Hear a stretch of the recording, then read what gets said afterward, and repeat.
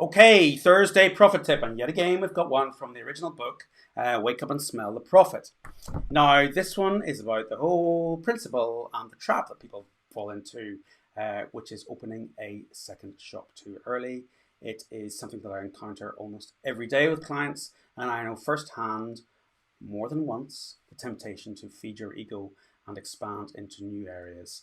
And it's a very large temptation. But very often we do it too quickly, and that can be a really expensive mistake. And if you've read any of my books, you'll know that I've made that mistake.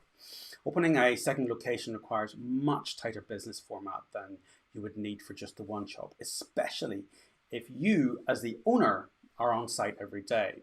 Very quickly, you will find that you're spending large amounts of your time traveling between your various locations, which in turn causes you to take your eyes off the little details that make your first location a success. I once had a client whose first location was in Brighton, his second location was very close by, and he decided to open his third location in London. And therefore, there's just a huge distance of traveling, and very quickly they closed that third location. So I have got so many examples of that along the ways. True story time. A few years ago, I owned my first little brilliant sandwich bar.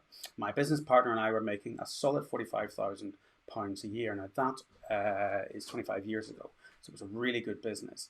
And there were plenty of things that we could have done to expand that original location. But instead, what we did is we kind of gave in to our egos and decided to open up a new location. We took out the loans, signed leases, put down deposits, we signed agreements, and put our own names on the line, personal guarantees. We bought a shiny new van for the business. But it wasn't until we sat down with our really nicely massaged egos that we had a good look at the profits, because everybody sees a new location and they think that everything's great and you feel great about yourself for a while. We had taken our eyes off the ball, as it were, of the profitability of the original location, and in turn its profitability dropped from the 45 down to 30. And our new location, which we've been spending countless hours trying to build up, had only made around 15,000. So net result was 30, 15, 45,000. We're suddenly making 45,000 net over two locations, when our original location was making the same amount to start with. So making the decision to expand is not something that should be done lightly. But if you do believe that you're ready to take that step, I have a few questions that you should consider before making that leap. Okay, 1, have you exhausted catering or any other form of revenue stream that might exist? And post-COVID, there are a lot of other ways to drive revenue from one location. Does your current location run like clockwork when you're not there? Are you open as often as you should be?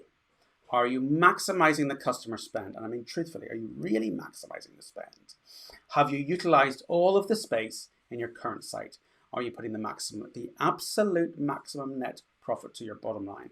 If your rent is 10% of your turnover, you should be capable of, if you are running it ruthlessly well, putting 20% to the bottom line. If you're making 18, that's great. But if you're making much less than that, then I would say keep working on that before you move to a new location.